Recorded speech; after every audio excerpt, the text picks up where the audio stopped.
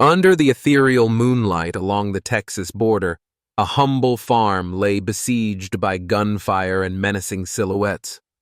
The intruders, members of the notorious Mexican cartel, believed they faced only a harmless old rancher, but they had no idea that the man before them was Ethan "Ghost" Caldwell, former Delta Force commander, the nightmare of every battlefield foe.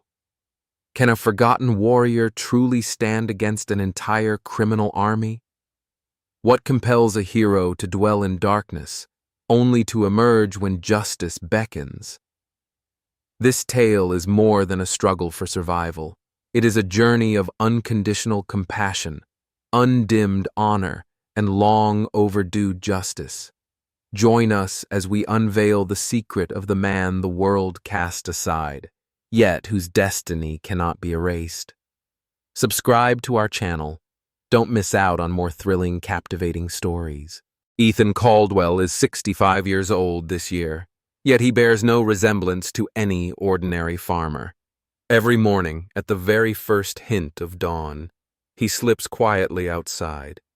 He walks along the weathered wooden fence, inspects the rows of vibrant green vegetables, and watches over the hens as they peck busily through the thin mist. His hair, silver and unkempt across his high forehead, suggests the gentle visage of an elderly man. But in those deep-set eyes, there sometimes flashes the cold spark of a battle-hardened warrior. From the very first glance, the villagers were accustomed to seeing Ethan stoop low to brush away dead leaves. They watched him gather bruised pumpkins to sell at the neighboring village market in time for opening. He never boasts of his origins or any special talents. On stormy days, the roar of his tractor and engine falls silent. Only the steady patter of rain on the tin roof remains, and the solitary silhouette of a man seemingly at peace with nature. Few realize that before he became the old gardener on this Texas-Mexico frontier, Ethan was known as Ghost, Delta Force commander, America's top special operations unit. His covert battles, blood-soaked nights in Afghanistan, and hostage rescue missions in Colombia are all filed away in top-secret dossiers. Not a single newspaper dares report them. Ghost, a name evoking an unseen spirit, in and out in the blink of an eye, leaving enemies bewildered and countless foes defeated. The day he laid down his uniform and rank, many inside the unit wondered why. Some said he'd endured enough, weary of watching trusted comrades fall one by one. Others whispered he yearned for a peaceful life, haunted by memories of fire and smoke. Whatever the real reason, Ethan never explained. He simply chose a remote stretch of land. No sirens, no neon lights, only endless grass, and nights so dark the stars seemed close enough to touch. His ramshackle farm consists of a simple wooden house, its walls bleached by time, front and back yards littered with farming tools. There he grows lettuce, tomatoes, fiery peppers, and raises a few dozen hens for eggs sold to border town diners. Each afternoon, as daylight fades, Ethan settles at the weathered wooden table beneath the old tamarind tree. He mends the seams of his worn jacket with unwavering care. He never discards anything. His simple creed, everything has value if you know how to cherish it. Beyond his own toil, he devotes himself to helping neighbors. Mrs. Rosa next door suffers from aching joints and cannot bend to weed. Ethan stops his work, rolls up his sleeves, and tends her garden. At the far end of the lane, Mr. Miguel's tractor breaks down. Ethan fetches his tools and toils alone until the engine roars back to life. When he delivers a bunch of bananas or a sack of fresh vegetables, he offers only a gentle nod, no flourish of thanks required. Gradually, the villagers came to call him the kind old man, unaware that beneath his humble exterior lies a heart scarred by countless battles.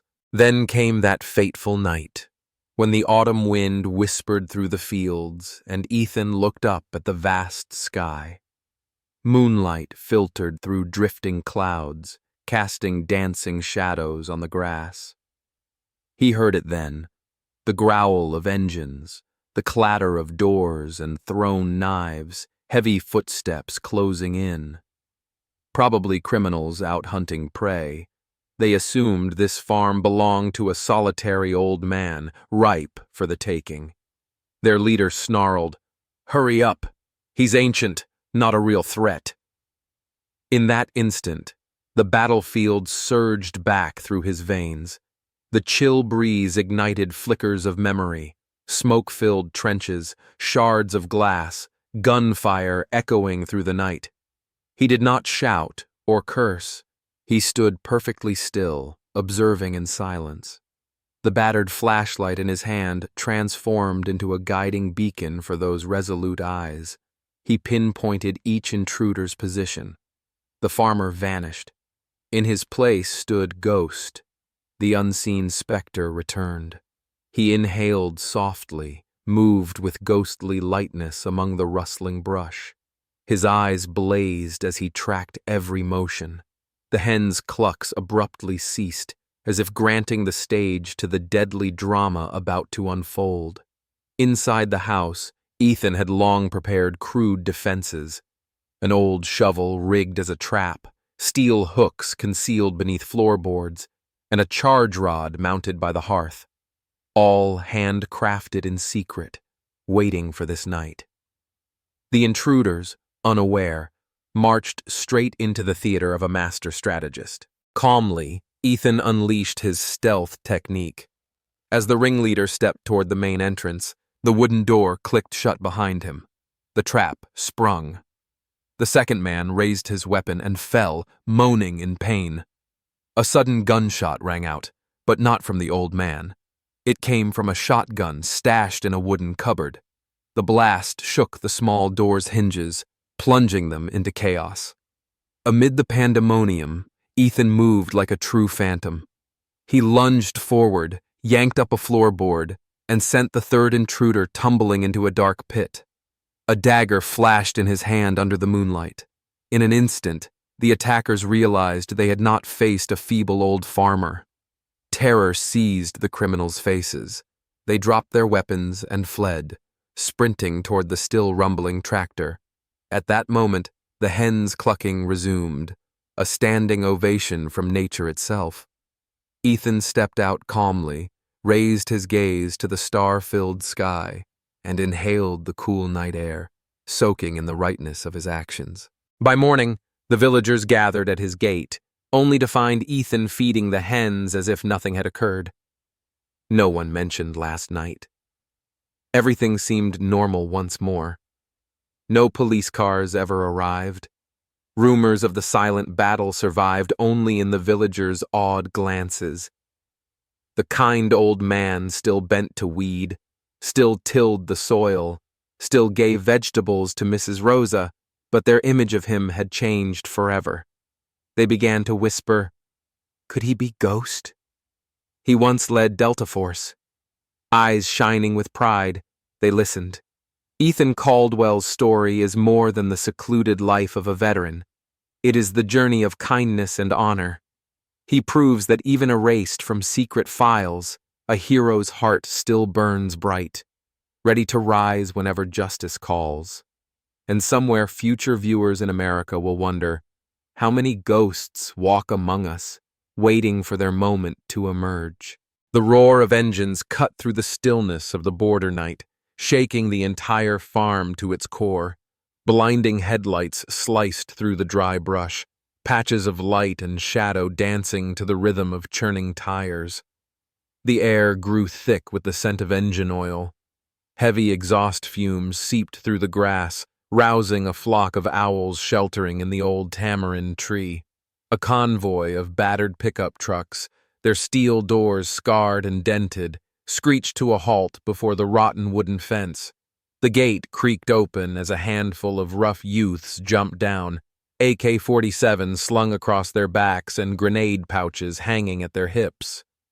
In the moon's pale glow, their elongated shadows resembled phantoms emerging from a nightmare. At their center strode a tall, muscular man, coarse features framed eyes as sharp as knives. This was Carlos El Cuervo Morales, boss of the Los Diablos cartel, feared across the region for food raids, extortion schemes, and merciless brutality. Carlos stopped, raised his M4 rifle and leveled it at the small wooden house. His gaze swept over his men, igniting their greed and cold resolve. Over a dozen goons brandished rifles. Each shoulder bore an AK, each hand ready to hurl a grenade at the first sign of resistance. They believed their target to be a feeble old man, stranded and helpless on the frontier. Little did they know the prey they most underestimated was the most dangerous of all.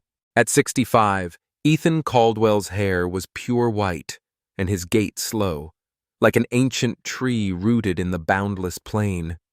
Yet the warrior's blood coursing through him had never cooled. When the gate clicked shut with a deafening clack, Ethan remained motionless in the dilapidated living room, gripping his lone surviving tool, a battered flashlight. Its pale beam cast fractured shadows on the time-worn plank walls. Heavy, confident footsteps echoed in from the fence, delivering a thundering message. "We are not here for sightseeing." The distant throb of Mexican riverboats lingered, now drowned out by labored breathing and growling exhausts. The intruders burst in, kicking the door to splinters, shattering the window frame. Debris scattered across the floor. Without hesitation, the raiders jeered, hollering at one another, certain it would be child's play to capture the old man. Carlos strode forward.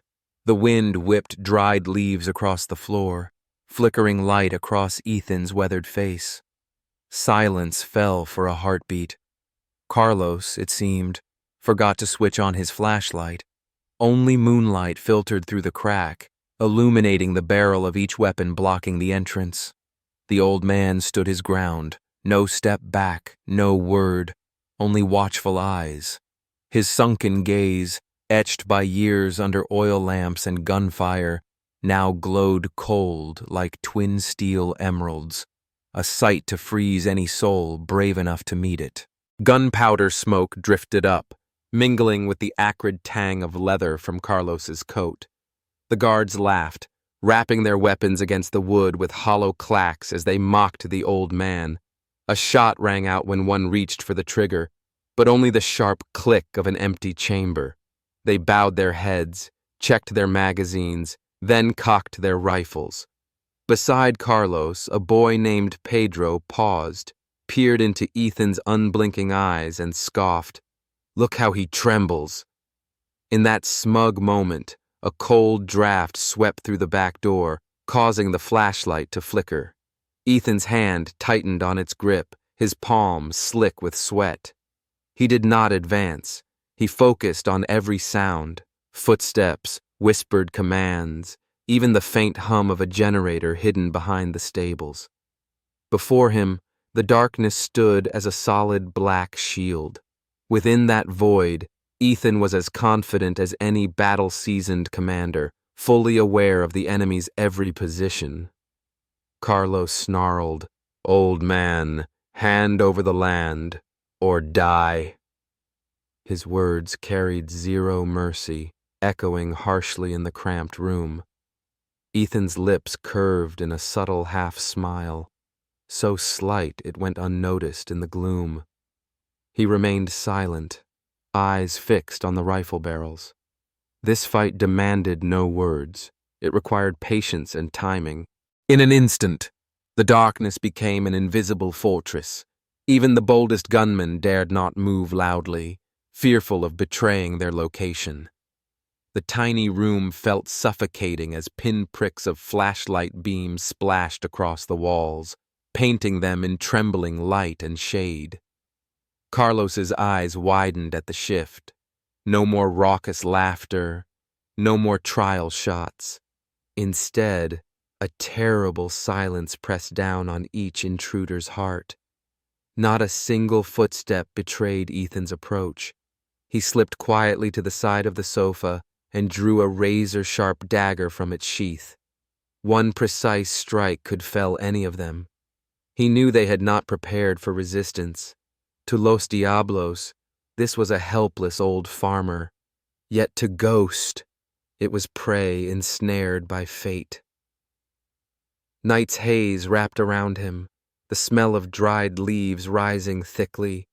Carlos strained to detect any subtle movement, but it was too late. A soft footstep sounded behind him, followed by a startled cry, not of pain, but of terror at the blade's glint. Carlos whirled, his M4 jolting. Moonlight revealed the horror in his eyes as he faced Ethan. Blood-curdling screams rang out. Guns were fired wildly, bullets ricocheting in panic. Ethan did not rush in. He knew that once he held the psychological edge, his foes would crumble on their own. Each passing second stretched into an eternity under Ghost's merciless gaze. Amid the chaos, Ethan used the cloak of darkness to slip toward the back exit. He sought not to kill, but to shatter their spirit. One guard hobbled out, eyes wide, yelling to his comrades, "Run! This old man wields more than a flashlight." Within moments, the gunfire and screams faded, leaving only ragged breathing and the diesel roar of retreating engines. When the convoy's shadows blinked out beyond the fence, Ethan strolled back into the living room. He set the flashlight on the table, stepped outside, and gazed up, eyes both weary and satisfied at the peace restored. The night's chill still lingered in his silver hair, but the faint smile on his lips spoke comfort.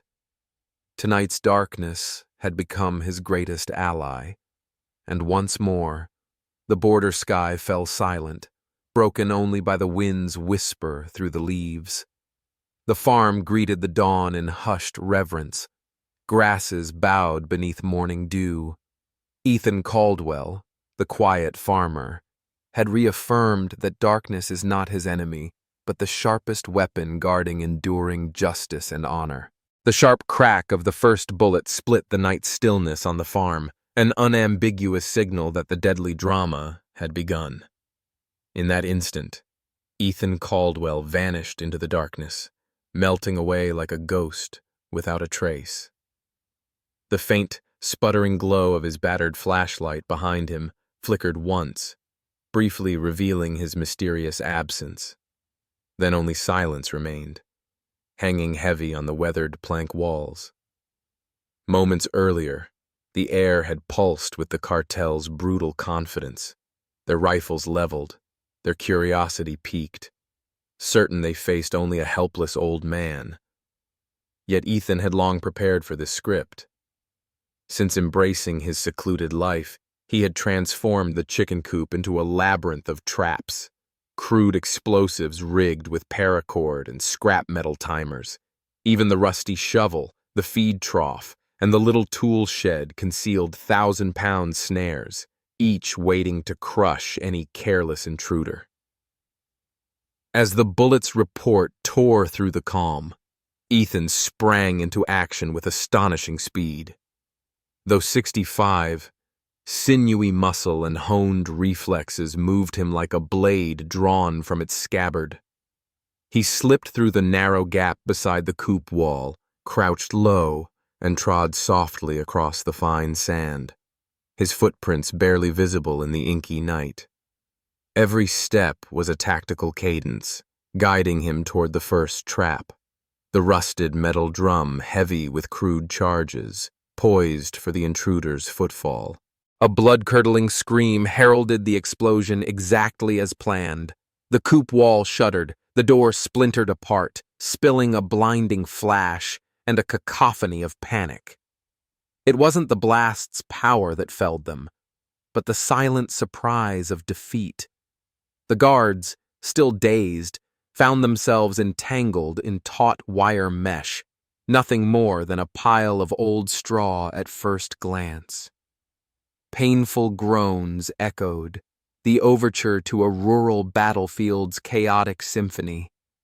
Amid the ringing in his ears, Ethan retrieved the dagger hidden beneath a floorboard.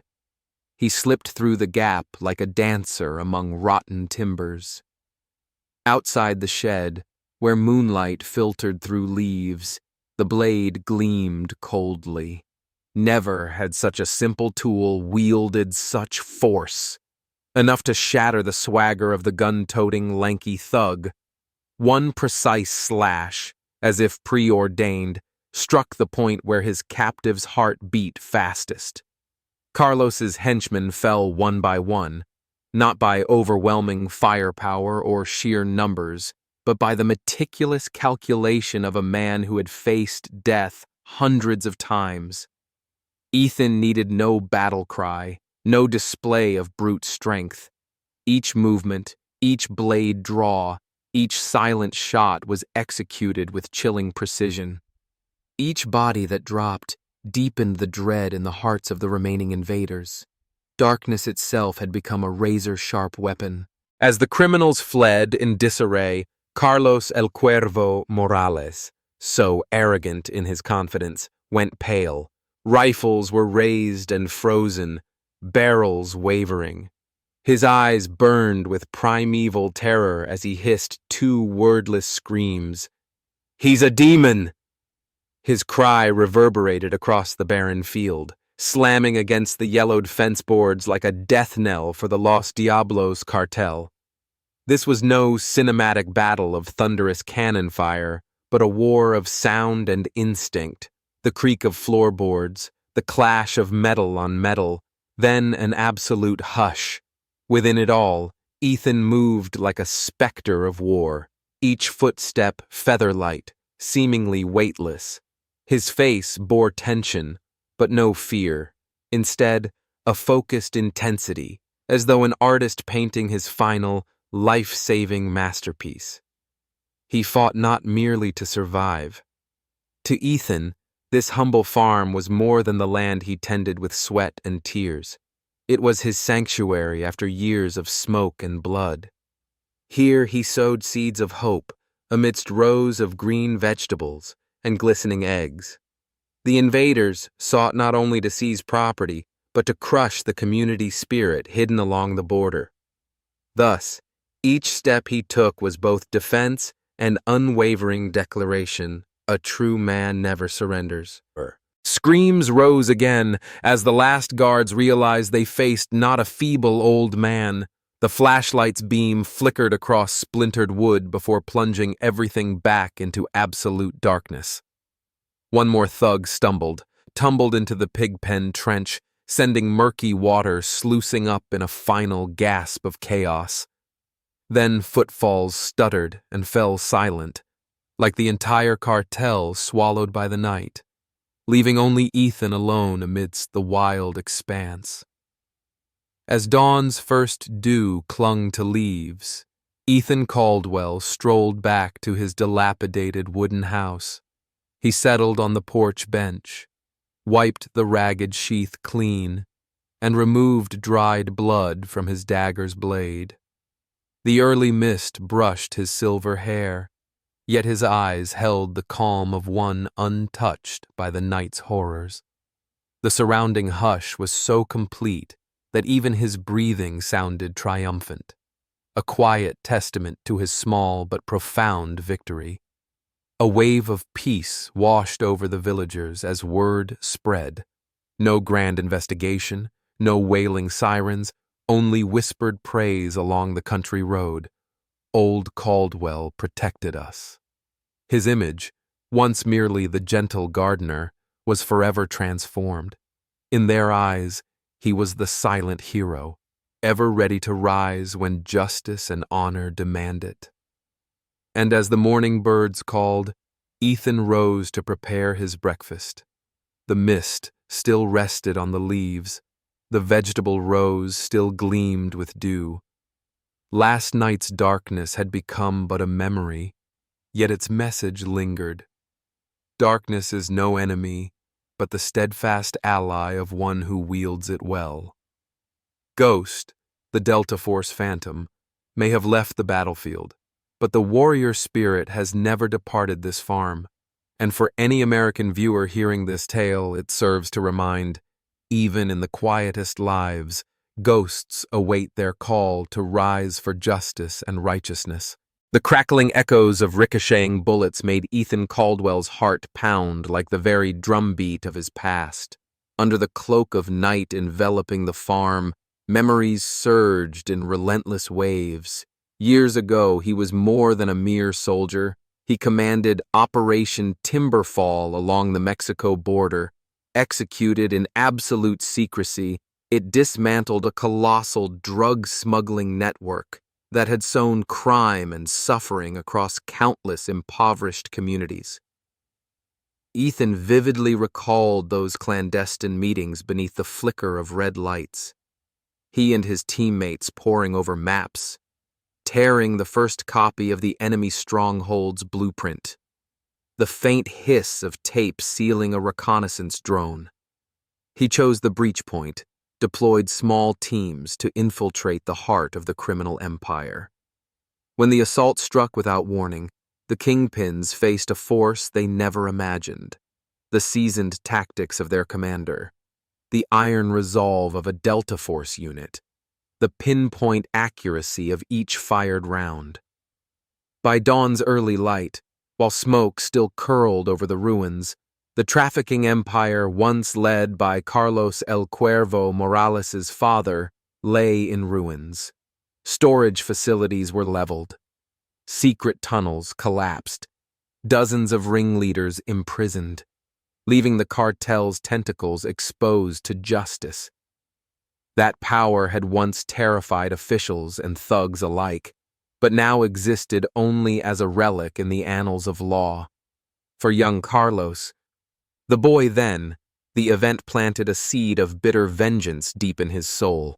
Carlos grew up in destitution. His mother lost to cancer, his father behind bars, the family driven to the brink. Over the following decades, he nurtured his quest for revenge, mapping out Ethan Caldwell's whereabouts, the man who altered his family's fate. Every step Carlos took in his criminal ascent testified to his brutal pursuit of his own twisted justice. He never realized that Ethan had buried the memories of that fierce raid in classified files, consigning both his name and image to deeper darkness. After completing Timberfall, Ethan sought only peace. He relinquished his rank, left the army with a heart scarred by loss and shoulders weighed down by duty. His daughter Lily was the truest reason to remain in the ordinary world. One autumn afternoon she asked him, "Father, I want you to be my hero, but who else will remember you?" Her words were a guiding light amid the storm. They led Ethan away from relentless violence toward a life of quiet decency, though his deeds might never be recorded in history. From that moment on, every decision Ethan made was filtered through his promise to Lily, to live worthily, even if no one else heard his praises. He thought of fallen comrades, their youthful faces, gentle smiles, and the sweat they shed under Afghanistan's scorching sun. Their dream was not glory, but to preserve life. Each sacrifice secured another's peace.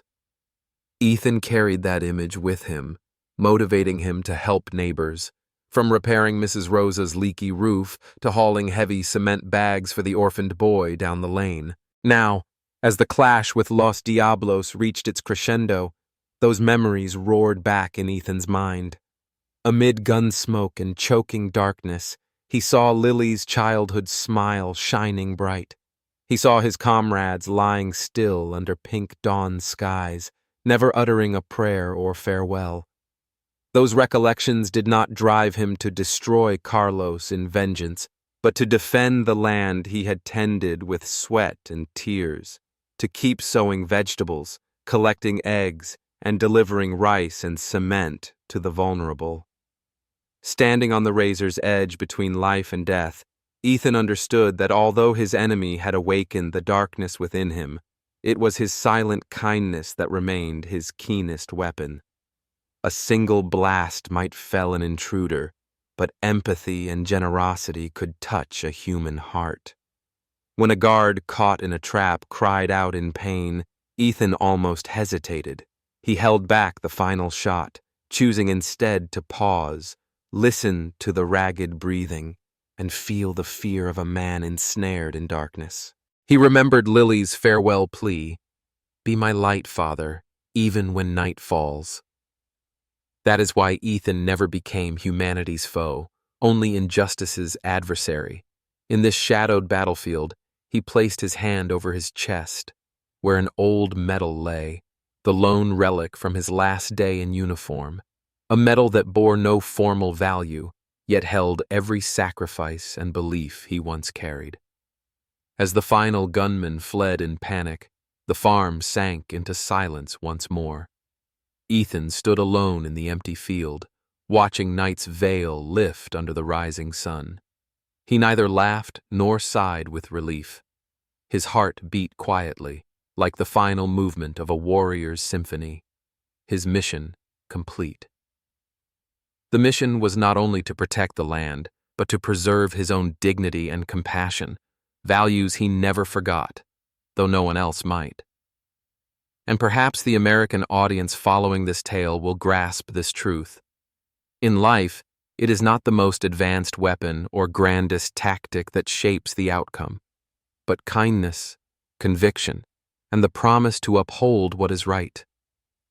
Ethan Caldwell, the humble farmer, demonstrates that a soldier's honor never fades. It simply waits for the moment to shine forth, not through gunfire but through silent acts of decency.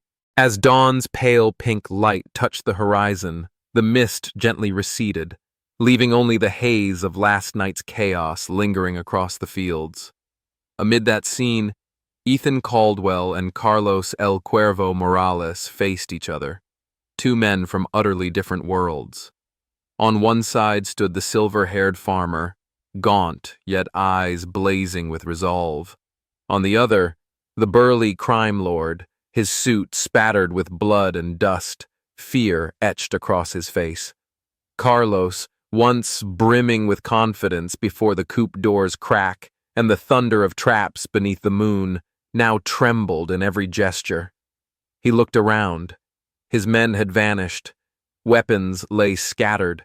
Frantic cries faded into silence. The M4 butt in his hand, once solid, now squealed against the stock as dried blood caked its grip. He bowed his head, swallowing the bitter truth. The adversary before him was no meek old man, but a battlefield phantom who never yielded.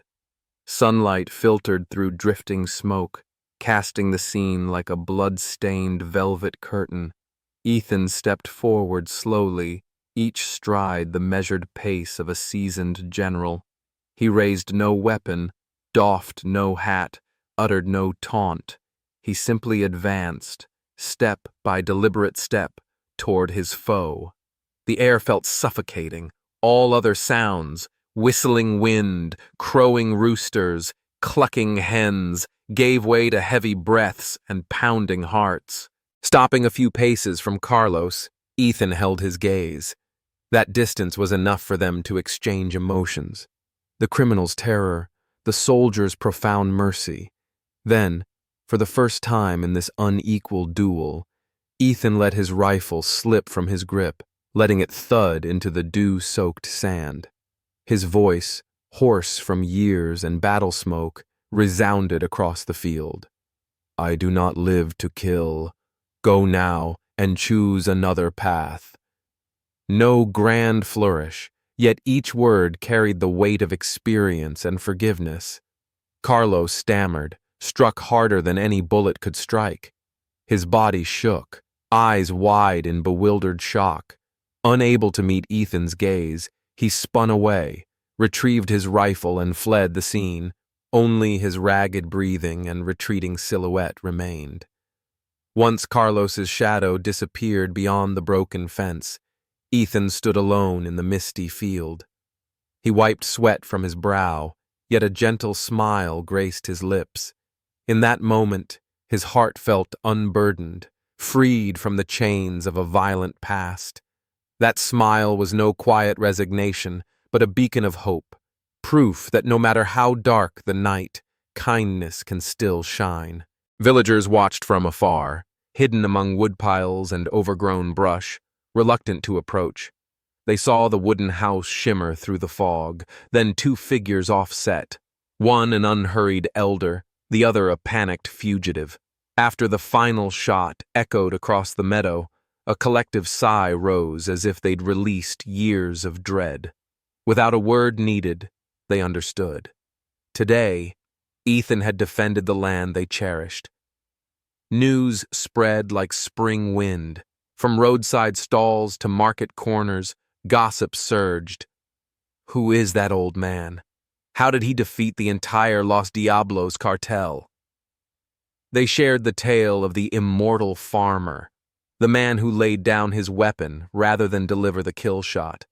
To the villagers, his act was not just bravery, but proof of a higher truth.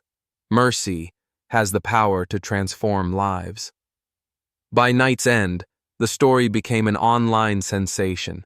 Expatriate Americans and thrill-seekers alike posted the farm's misty images with captions, "The hero hidden on the Texas-Mexico frontier." They expressed admiration for the unassuming gray-haired man who dared confront criminals and spared their lives. Hundreds of comments hailed him. Thousands of shares thanked the unknown veterans who sacrificed silently. At sunrise, Ethan returned to his daily routine, tending hens, weeding, repairing the broken fence. He moved deliberately, savoring the warmth of morning. Then he carried a bag of fresh vegetables to Mrs. Rosa's door, knocked gently, and set it down, a simple gift the villagers knew well. Today, however, their eyes met his with genuine respect, not pity for an eccentric. Amid the chatter, a little girl approached with a watercolor painting. Ethan in his tattered coat, flashlight in hand, gaze fixed on the dawn. Behind him lay Carlos, fallen in the shattered fence. Scrawled below, "Thank you, Uncle Ghost, our hero." Ethan accepted it quietly, warmth shining in his eyes. He hung the picture by the window, a reminder that even amid smoke and conflict, invisible acts of kindness can paint the final rays of light. Ethan Caldwell's story is not merely an epic of frontier heroism, but a message for American audiences. Delayed justice measures not by the fallen, but by our capacity for forgiveness and compassion. No matter how brutal the foe, we retain the right to choose a life defined not by killing, but by humanity and an honor that never fades. A month had passed since that chaotic night. Gunpowder smoke long since cleared, yet the battle's scars still marked the wooden walls and shattered fence boards. At first the farm seemed to have returned to peace. Ducks and chickens clucked happily in the coop. The young lettuce shoots continued unfurling their tender leaves under the morning sun, and the steady sweep of Ethan's broom echoed each time he stepped onto the porch. But it was precisely in that seeming stillness that the greatest surprise began to emerge. One late spring afternoon, after the morning mist had fully lifted, a small convoy of vehicles rattled down the dirt road toward the farm. Unlike the silent criminals of before, these figures were familiar, but long unseen, veterans who had served under Ethan. Still wearing faded uniforms and camouflaged gear, they bore the faint Delta Force emblem on their hoods, a testament to years of secret sacrifice. Ethan was trimming grass by the chicken coop when he saw them approach. He paused mid-cut, surprise and emotion mingling in his eyes. They climbed down one by one, faces still lined with battlefield creases, yet warm with the bond of brotherhood. A comrade who had fought beside him in Afghanistan laid a hand on his shoulder and whispered, "Boss, it's been too long." In that moment, time's distance melted away in a gesture of camaraderie. One by one, more friends stepped forward, a man missing a leg to a mortar blast, another bearing scars from an ambush. They came not to dredge up sorrowful memories, but to express profound gratitude to Ethan, the leader who had guided them through smoke and danger and brought them home. For the first time in years, Ethan felt the warmth of his comrades again, as though these final fragments had completed the portrait of his life. Surrounded by his brothers in arms, Ethan nodded quietly. He spoke little, letting his sincere, aged smile convey all he felt. Genuine greetings followed, updates on wives and children, on life after the war, flowing naturally, unforced. The farm itself seemed to listen reverently to this reunion. Among the returning faces was a younger man, a documentary filmmaker with a compact camera slung over his shoulder. He had followed the story from afar through articles and online rumors. Lean but bright-eyed, he stepped forward respectfully and asked, "Sir, would you be willing to share your story, so that today's youth might learn that justice and honor sometimes demand blood, but are always worth defending?" It was an invitation without promise of glory, born of the belief that one person's experience can inspire a generation. Ethan was silent for a long moment, gazing across the wide fields. Memories of battle and the relics buried in classified files swirled through his mind. Images of comrades' sacrifices, Lily's childhood question, "Father, I hope people will remember you." The recollections played like living film. Then he nodded, decisively, yet tenderly, and said, "Very well, I will tell it, but let everything remain as true as it can be." The first filming took place the next day by the cabin window. Ethan sat on a worn chair, the waning afternoon light streaming over his silver hair. He recounted Operation Timberfall, the secret mission in Mexico, spoke of his comrades' steely resolve, explained why he left the military and chose life on the frontier. Each story was a truthful fragment, unembellished. Occasionally he closed his eyes, as though reliving the sting of bullets and the haze of smoke. Viewers watching the footage could almost smell gunpowder and taste the salt of sweat mixed with tears. At sunset, the film crew packed up and the farm returned to its quiet. Yet soft footsteps sounded near the gate, a group of village children bearing a large roll of paper. They approached with eager eyes, like children bearing gifts to a beloved father. Ethan set aside the camera, smiled, and welcomed them. Without prompt, they unrolled a vibrant painting. A silver-haired man standing in the broad field, the coop and trap mesh behind him, flashlight blazing like a guiding torch, and scrawled beneath, "Thank you, Uncle Ghost." A shy little girl looked up, eyes shining, and repeated, "Thank you, Uncle Ghost." Her small voice echoed deep in Ethan's heart, warming him through and through. All those years of solitary duty had rarely brought such genuine gratitude. He bent to hug her gently and whispered, I only did what I had to do." Yet those words could not capture the fullness of his joy and pride. After the children departed, Ethan hung the painting on the cabin wall beside the dusty medal he had kept since leaving the service. That medal, stripped of formal value, held all the years of fighting, sacrifice, and his promise to Lily. When the painting and medal caught the last rays of daylight, they became a radiant symbol, proof that this story rests not on weapons power, but on kindness and honor. The next morning, more villagers gathered around the farm than ever before. They congratulated Ethan, sharing pride in the hidden hero among them. The documentary team continued filming, capturing the tearful voices and faces of those who bore witness. Through their lenses, Ethan's story reached American audiences.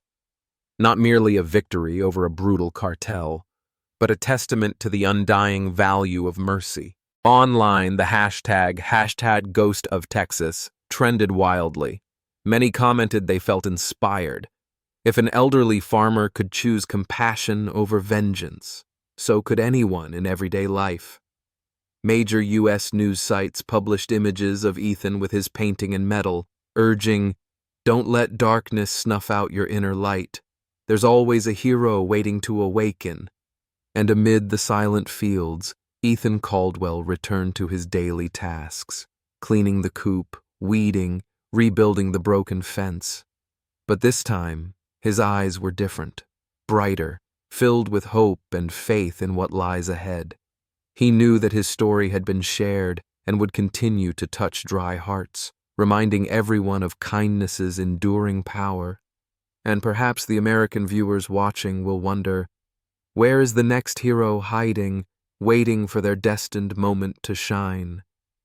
When that time comes, as Ethan did, they will choose not to strike back, but to be bearers of hope. Because honor and kindness, though forgotten, always find their final light.